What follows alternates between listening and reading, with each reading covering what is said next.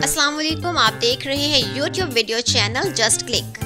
दोस्तों, इस वक्त दुनिया भर में मुख्तलिफ क्रिकेट लीग्स हो रही हैं। कोई पैसा बना रही है, कुछ सिर्फ गुजारा कर रही हैं और कुछ खसारा भुगत कर बंद होने के बाद दोबारा सर उठाना चाह रही हैं। उन क्रिकेट लीग्स में एक PSL यानी पाकिस्तान सुपर लीग भी है। PSL ने दुनिया भर में खासी शोहरत हासिल कर ली है, लेकिन क्या आपको पता है कि PSL कितना कमाती है? अगर नहीं पता तो हमारे साथ रहिए। आज PSL के बारे में हम बहुत ज़बरदस्त मालूमात आपके साथ शेयर करने वाले हैं। वीडियो को लास्ट तक लाजमन देखिएगा। लेकिन उससे पहले अगर आपने हमारे चैनल को अभी तक सब्सक्राइब नहीं किया तो अभी इसे लाजमन सब्सक्राइब कीजिए और साथ में लगे बेल के बटन को भी क्लिक कीजिए ताकि हमारी तमाम वीडियोस सबसे पहले आप तक पहुंच सकें।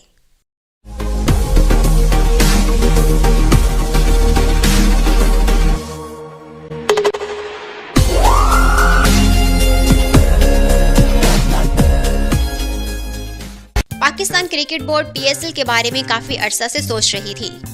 ये आइडिया ज़का अशरफ के दौर में ही ज़ेरे बहस आ चुका था, मगर माली मुश्किलात और पाकिस्तान क्रिकेट की आलमी तन्हाई की वजह से इसकी शुरुआत न हो सकी।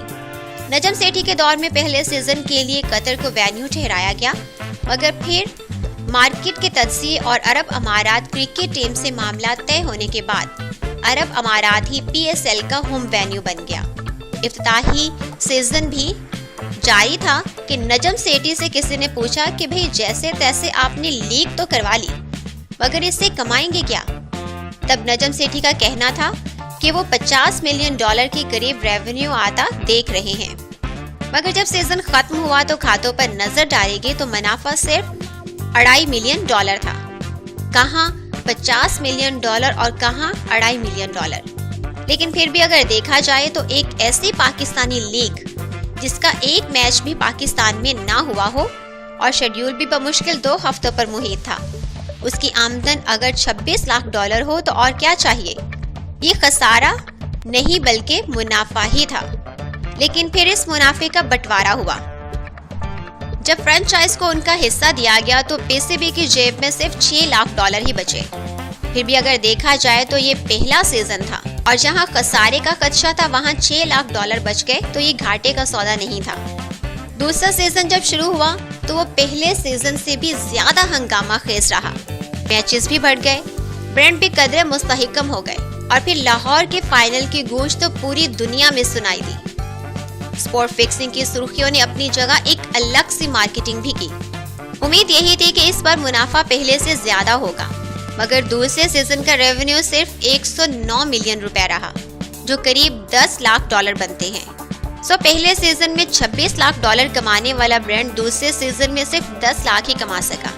PCB के रिकॉर्ड से ये वाज़ेह नहीं कि फ्रेंचाइज में हिस्सों की तकसीम के बाद क्या बचा, मगर पहले सीजन के ही पैमाने के मुताबिक अगर तखमीनिया लगाया जाए तो PCB को करीबन $4 लाख अपनी जेब से अदा करना पड़े होंगे। PSL के तीसरे सीजन में PCB ये तहैया कर चुका था कि इस बार 3 मैचेस पाकिस्तान में होंगे, जिस पर उठने वाले अखराजात अलग हैं। अलबत्ता PCB के लिए ये बात खुशाइंद है कि सिक्योरिटी के अखराजात रियासत खुद अदा करती है। PCB पर इसका कोई बोझ नहीं। PSL को इस सीजन में कितना मुनाफा होता है या फिर दूसरे सीजन की तरह PCB को अपनी जेब से पैसे अदा करना होंगे, ये तो सीजन के बाद ही पता चलेगा। लेकिन दूरदर्श निगाह रखने वालों का कहना है कि PSL अगरचे अभी पाकिस्तान क्रिकेट बोर्ड के लिए खसारे का बायस है, लेकिन मुस्तकबिल में इसके खुशाइंद नताइज निकलेंगे।